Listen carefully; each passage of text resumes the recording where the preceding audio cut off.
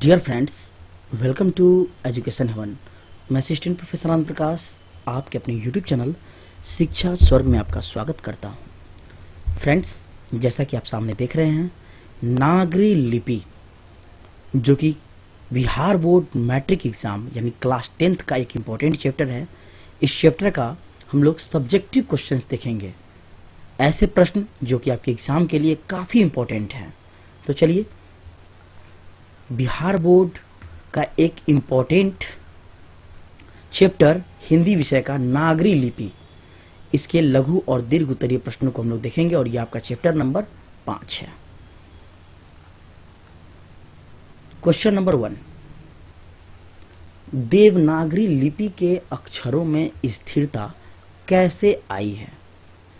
करीब 2 सदी पहले पहली बार देवनागरी लिपि के टाइप बने और इसमें पुस्तकें छपने लगी। इस प्रकार ही देवनागरी लिपि के अक्षरों में स्थिरता आई है। नेक्स्ट प्रश्न, क्वेश्चन नंबर 2, उत्तर भारत में किन शासकों के प्राचीन नागरी लेख प्राप्त होते हैं?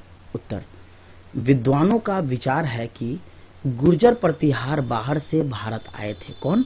गुर्जर प्रतिहार। ईसा की 8वीं सदी के पूर्वार्ध में अवंती प्रदेश में इन्होंने अपना शासन स्थापित किया और बाद में कन्नौज पर भी अधिकार कर लिया था। मिहिर भोज, महेंद्रपाल आदि प्रख्यात प्रतिहार शासक हुए। नेक्स्ट प्रश्न, क्वेश्चन नंबर 3, गुर्जर प्रतिहार कौन थे? विद्वानों का विचार है कि गुर्जर प्रतिहार बाहर से भारत आए थे। ईसा की 8वीं सदी के पूर्वार्ध में अवंती प्रदेश में इन्होंने अपना शासन स्थापित किया और बाद में कन्नौज पर भी अधिकार कर लिया। मिहिर भोज, महेंद्रपाल आदि प्रख्यात प्रतिहार शासक हुए। नेक्स्ट, क्वेश्चन नंबर 4, नागरी को देवनागरी क्यों कहते हैं? लेखक इस संबंध में क्या जानकारी देता है? आंसर, नागरी नाम की उत्पत्ति तथा इसके अर्थ के बारे में विद्वानों में बड़ा मतभेद है। एक मत के अनुसार गुजरात के नागर ब्राह्मणों ने पहल नागरी लिपि का इस्तेमाल किया था। कौन किया था? ऐसा मानना है, एक मत के अनुसार ब्राह्मणों ने किया था नागरी लिपि का इस्तेमाल, इसलिए इसका नाम नागरी पड़ा।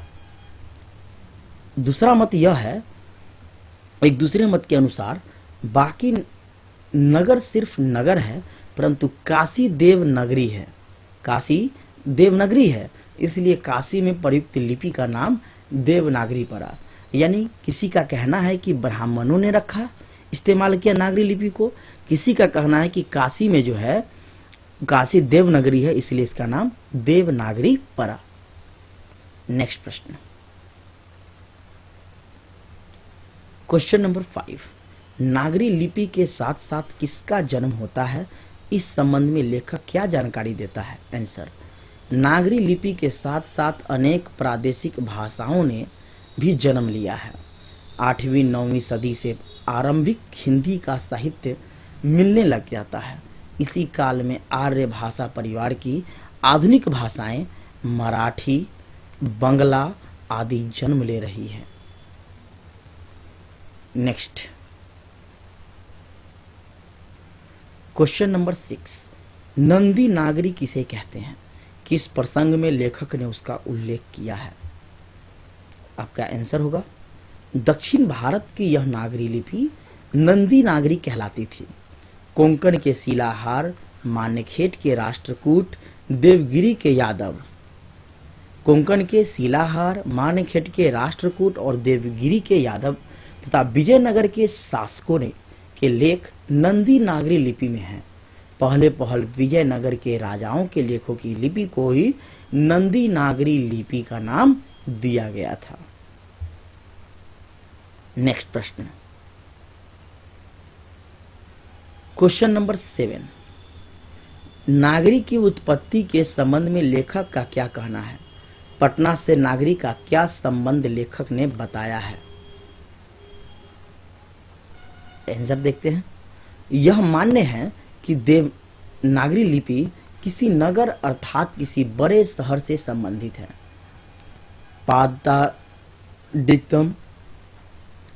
पादताडिक्तम नामक एक नाटक से जानकारी है कि पाटलिपुत्र अर्थात पटना को नगर नाम से पुकारते थे। इस स्थापत्य की उत्तर भारत की एक विशेष शैली को नागर शैली कहते हैं। क्या कहते हैं? नागर शैली। अतः नागर या नागरी शब्द उत्तर भारत के किसी बड़े नगर से संबंध रखता है। विद्वानों के अनुसार उत्तर भारत का यह बड़ा नगर निश्चित रूप से पटना ही होगा। चंद्रगुप्त द्वितीय विक्रमादित्य का व्यक्तिगत नाम देव था, इसलिए गुणों की राजधानी पटना को देवनागरी भी कहा जाता था। देवनगर की लिपि होने से उत्तर भारत की प्रमुख लिपि को बाद में देवनागरी नाम दिया गया था। क्वेश्चन नंबर 8, नागरी लिपि पाठ का सारांश लिखें। देवनागरी लिपि में कौन कौन से भाषाएं लिखी जाती है? आंसर आपका यही होगा। तो चलिए प्रश्न का आंसर देखते हैं। हिंदी तथा इसकी विविध बोलियां देवनागरी लिपि में लिखी जाती थी। किस लिपि में? देवनागरी में। नेपाली, ज्वारी और मराठी की लिपि भी नागरी है। संस्कृत और प्राकृत की पुस्तक भी देवनागरी में ही प्रकाशित होती है। गुजराती लिपि भी देवनागरी से बहुत भिन्न नहीं है। बंगला लिपि भी प्राचीन नागरी लिपि की बहनी है। सच तो यह है कि दक्षिण भारत की अनेक लिपियां नागरी की भांति ही प्राचीन काल से विकसित है। 12वीं सदी में श्रीलंका के शासकों के सिक्के पर भी नगई अवर मिलते हैं। महमूद गजनवी, मुहम्मद गोरी, अलाउद्दीन खिलजी, शेरशाह ने भी अपने नाम नागरी में खुदवाए हैं। ईसा की 8वीं-9वीं सदी में नागरी लिपि का प्रचलन सारे देश में था। नागरी नाम को लेकर तरह तरह के विचार है, किंतु इतना निश्चित है कि नागरी शब्द किसी बड़े नगर से संबंधित है। काशी को देवनगर कहते थे, हो सकता है वहां प्रयुक्त लिपि का नाम देवनागरी पड़ा हो। गुप्तों की राजधानी पटना भी देवनगर थी।